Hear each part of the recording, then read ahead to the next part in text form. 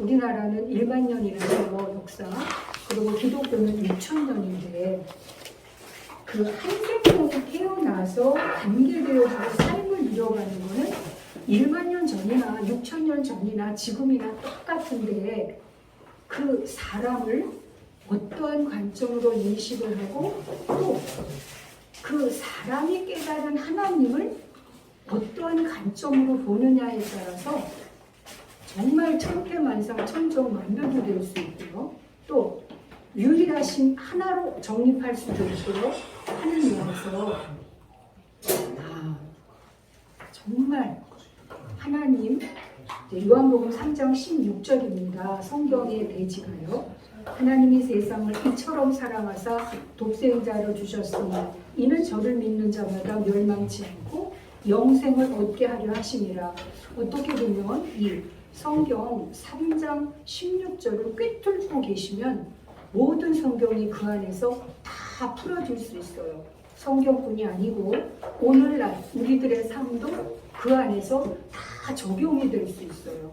그런 속에 요한복음 3장 16절을 제대로 은혜로 이제 살아계신 하나님의 말씀으로 인도를 받아야 하시고 또 성령이 영접된 안에서 감동을 받으셔야 되고 그리고 더 중요한 거는 오늘날 내가 너를 낳았다라고 하는 이 생명의 거듭남의 실제가 있어야 합니다.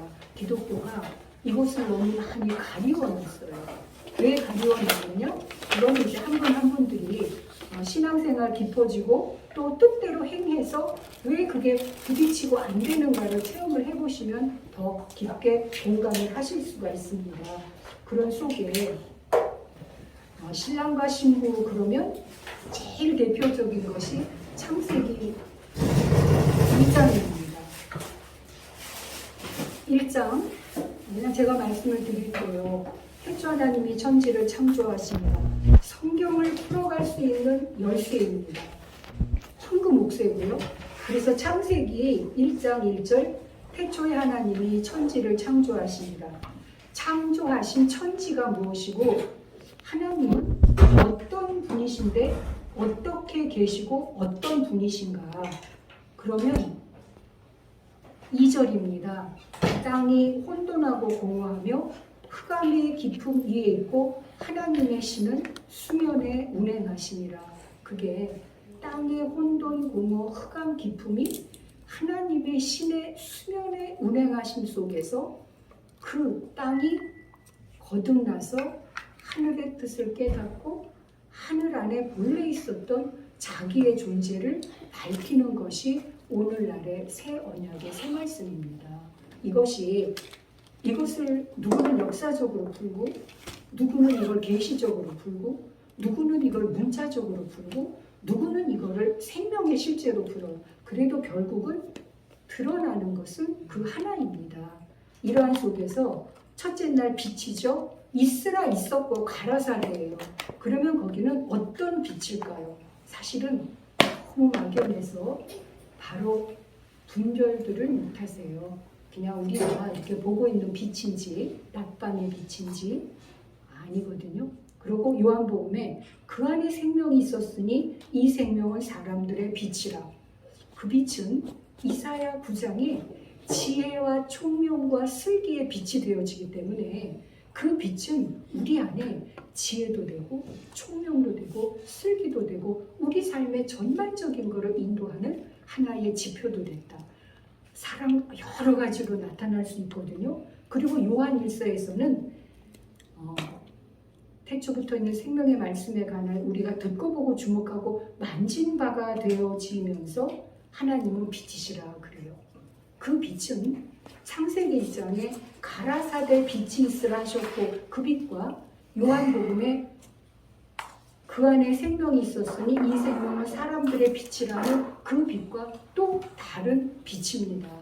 이 빛을 분별할 수 있는 것은 목사님 앞에서도 말씀을 해주셨지만 내가 말씀으로 인도를 받고 있는 종인지 아니면 아바 아버지라 부르는 양자인지 아니면 내가 오늘날 너를 낳았다라고 하는 생명의 친자인지가 안에서 확실하게 주체로 정립이 되어야만 이 분별이 되어질 수 있습니다. 그냥 넘어가겠습니다. 그런 속에 제가 이제 신랑과 신부는 그래서 창세기 1장 첫째 날, 둘째 날, 여섯째 날까지 하나님이 다 이루시고 천지만물 다 이루세요. 그래서 에덴의 동산에 창설하시면서 거기에 아담, 하와 그리고 동산의 각종 나무를 다 허락을 하시는데 단 선악을 알게 하는 나무는 먹으면 정령 죽으리라 딱 끊어서 말씀을 하시거든요. 그리고 이름을 짓는 권세를 허락을 하시면서 둘이 부모를 떠나 둘이 연합하여 한 몸을 이룰 줄, 거기가 신랑 신부가 하나 되는 성경 전체의 처음입니다. 그리고 이제 신랑 신부에 감추어진 비밀은 성경 66권을 통해서 곳곳에 나타나는데 또 중요한 하나가 임마누엘 된 마리아가 성령으로 잉태되어져서 예수 그리스도를 닮는 임마누엘 된 이제가 되어집니다. 그리고 이제 에베소서 갈라디아서 5장 또 에베소서에 이제 결혼식 할 때 그 목사님들이 주례로 많이 하시거든요.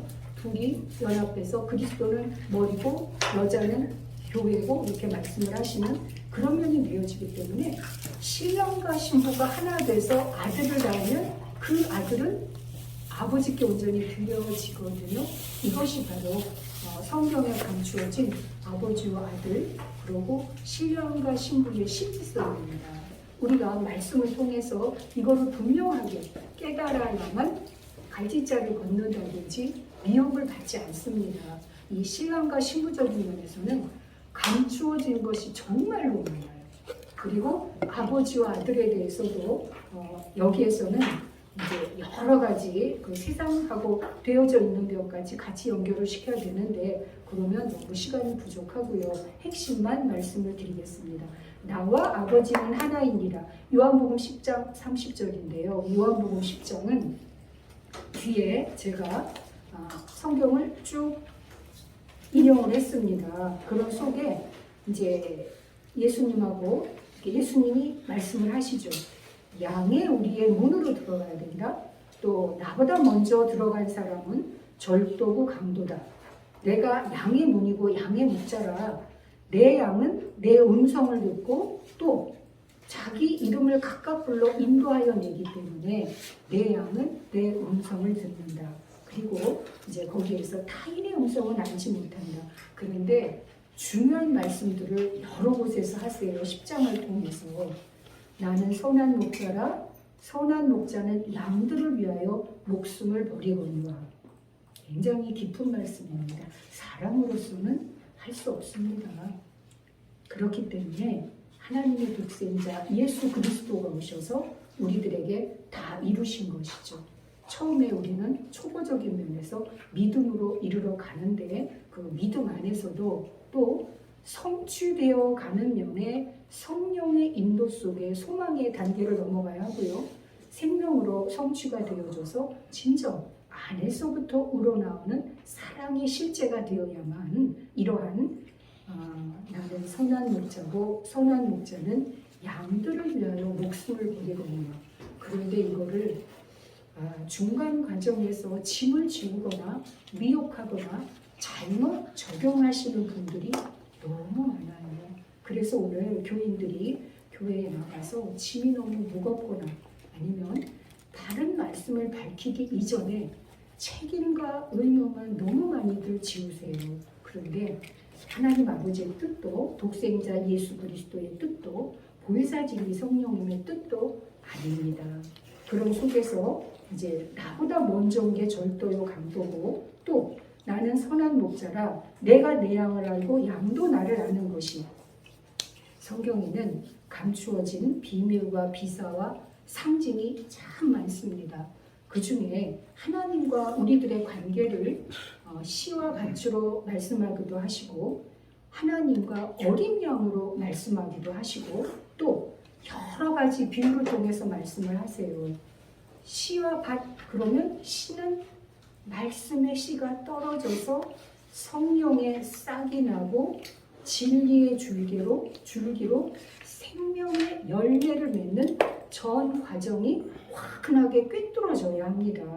그래야 씨와 밭의 비유가 풀어지고요. 하나님의 어린 양이 성경에 어떻게 나타났는가를 창세기로부터 계시록까지 말씀으로 다 조명을 해야 합니다. 이사야 53장에 어린 양이 하나님 앞에 핍박받는 우리의 구원을 위한 내용을 말씀을 하시고요. 또 요한복음에서도 세상 죄를 지고 가는 하나님의 어린 양이다. 그런데 그 어린 양이 구약에서는 제사를 드렸어요. 그런데 신약의 제일 끝에 계시록에 가면 하나님과 어린 양의 보좌로부터 생명수가 흘러서 강 저위에 달마다 생명나무 가시를 맺는 까지 어린 양이 하나님의 보좌까지 오르게 됩니다. 이러한 감추어진 비밀이 있기 때문에 성경은 어느 한 말씀도 단순하거나 소홀히 볼 수 있는 게 아무것도 없습니다. 이것이 장과 관과 고가 또 실크처럼 시줄과 날줄이 아주 세심하게 짜여져 가지고 그것이 투명하게 비춰졌을 때 우리는 이와 같이 하나님의 말씀을 정말 바르게 적용하고 분별하고 그런 속에 나의 안에 하나님 역사하시니까 내가 능력을 받는 거고 그것이 입술의 열매로 내어질 때 하나님의 역사가 그 안에서 함께 나타나는 것입니다. 이런 것들은 많은 예를 들 수가 있는데 지금은 이제 시간이 없네요. 그리고 뒤에 아버지께서 나를 사랑하시는 것은 내가 다시 목숨을 얻기 위하여 목숨을 버림이라. 창세기 아담에게 선악을 먹게 하는 허락을 하셨는데 아담이 성숙했더라면 선악을 먹어서 미혹을 받지 않았더라면 하는 속에 아직 아담은 그렇게 장성하지를 않았거든요. 근데 요한복음 10장에는 나는 버릴 권세도 있고 얻을 권세도 있다. 이 주권에 대한 거를 마태복음 16장에서도 베드로에게 천국 열쇠를 줄 때 바로 예수님 그림 9솥 해가지고 십자가에 사단아 너희들은 물러가라 이런 말을 베드로가 듣거든요. 그런 것처럼 이 말씀을 열어갈 수 있는 아들들에게 주신 권세가 거듭나지 않고서는 이와 같이 아버지께서 나를 사랑하시는 것은 내가 다시 목숨을 얻기 위하여 목숨을 버리리라. 이 실제가 성취가 되어야 합니다. 그런 속에 이제 뒤에 한번 쭉 읽어보시고요. 이제 그런 속에 이제 보시면은 알 수 있고요. 그러니까 이렇게 잘 안 와지시는 것 그냥 놓으세요.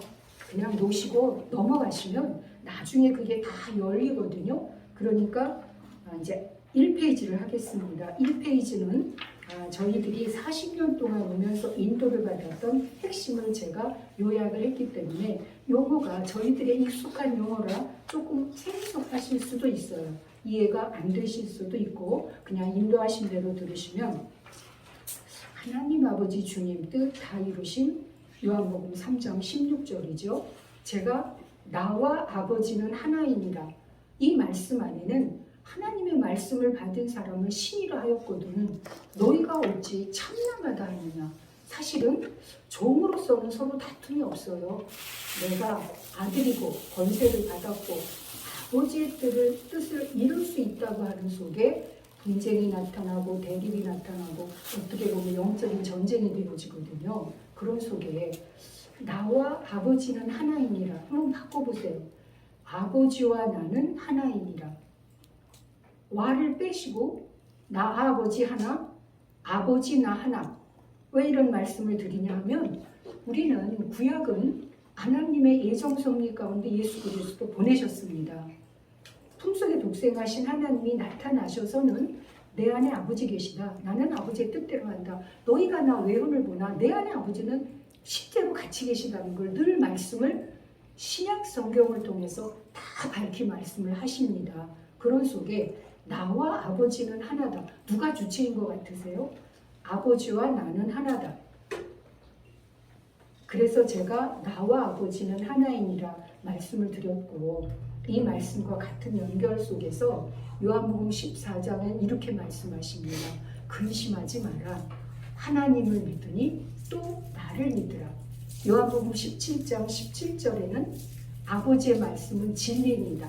저희를 진리로 거룩하게 하옵소서. 또 내가 나를 거룩하게 하오니 이는 저희를 세상에서 구원케 위한 면에서 아버지의 말씀은 진리인데 또 예수님께서는 내가 나를 거룩하게 한다고 하십니다.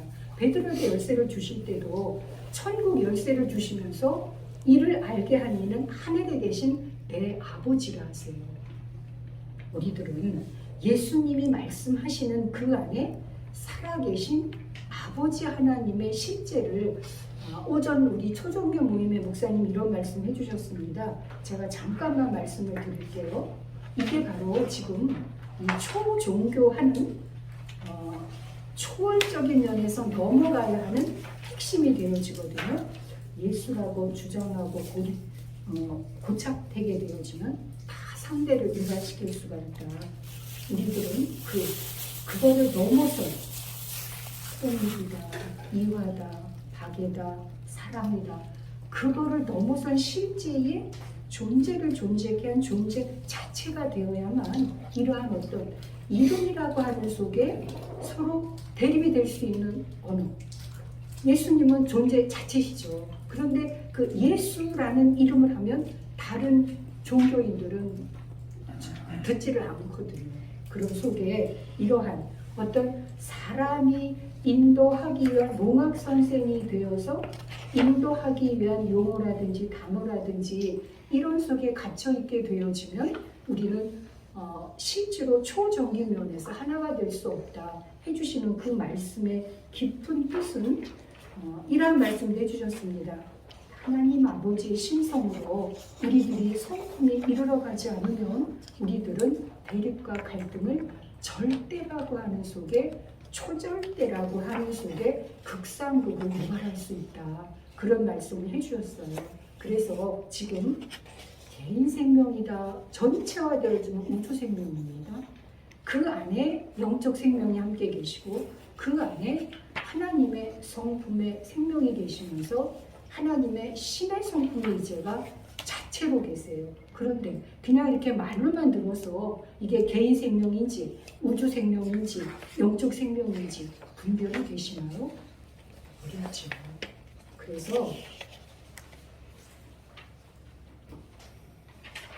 그래서 처음에 나에게 와졌을 때는 정말 고개를 끄덕끄덕하면서 은혜가 되어지는데 이게 육체가 있는 안에 영이 있고 영이 있는 안에 하나님의 생명이 함께 계시고 하나님의 생명이 함께 있는 안에서도 그 안에 사역이 다 다르세요. 다시 말하면 태초에 하나님이 천지를 창조하시니라 태초에 말씀이 계시니라 이 말씀이 하나님과 함께 계셨으니 태초부터 있는 생명의 말씀에 관하면 우리가 들은 바요 본 바요 주목하고 우리 손으로 만진 바라 예수 그리스도의 계시라 이는 하나님이 그에게 주사 히브리서 천태만상 천존만별 속에 선지자들을 통해서 말씀하신 역사하시는 하나님이 이 모든 날 마지막에 아들로 우리에게 말씀하셨으니 그는 영광의 광채시오 본체의 형상이시라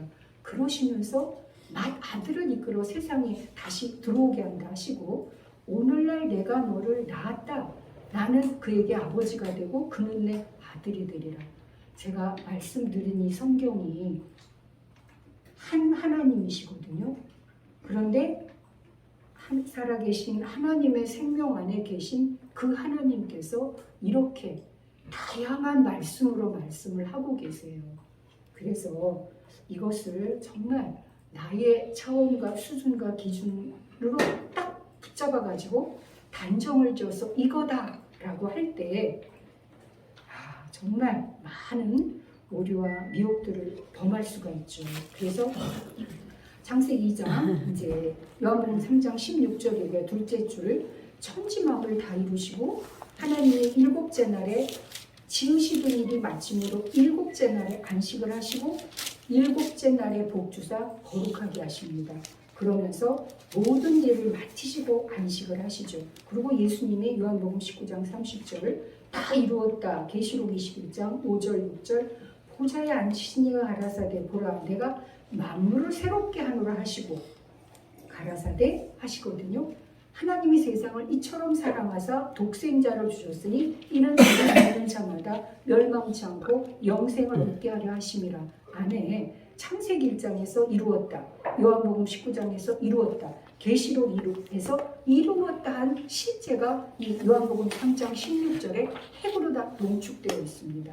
이것을 풀어서 성경 66권을 말씀을 하시는 거기 때문에 이제 그렇고요. 두 번째, 조금 네. 요약해서 네네, 거의 끝나갑니다. 요약해서 맞춰줬으면 네. 좋겠습니다. 네. 두 번째가 생명주체, 성령정체, 영생 실체인데 그러면 오늘날 거듭난 한 분 한 분들의 존재가 어떠한 존재이길래 그러한 아버지께서 아들에게 위임하셨고 독생자가 제자들에게 위임하셨고 제자들이 성령 받은 오늘날까지 역사가 이어져 오고 있는데 오늘날 우리들 안에 어떠한 생명주체, 성령정체, 영생 실체로 바로 서야만 오늘날 내가 너를 낳았다 하는 핵심이 될 수 있는가 하는 것을 살펴본 거고요. 그 이루어진 실제가 계시록 4장 6절, 계시록 21장 11절, 계시록 21장 1절, 이사야 11장 10절 이후에 추성같이 맑고 정금 같은 유리 바다에 실제가 되어집니다.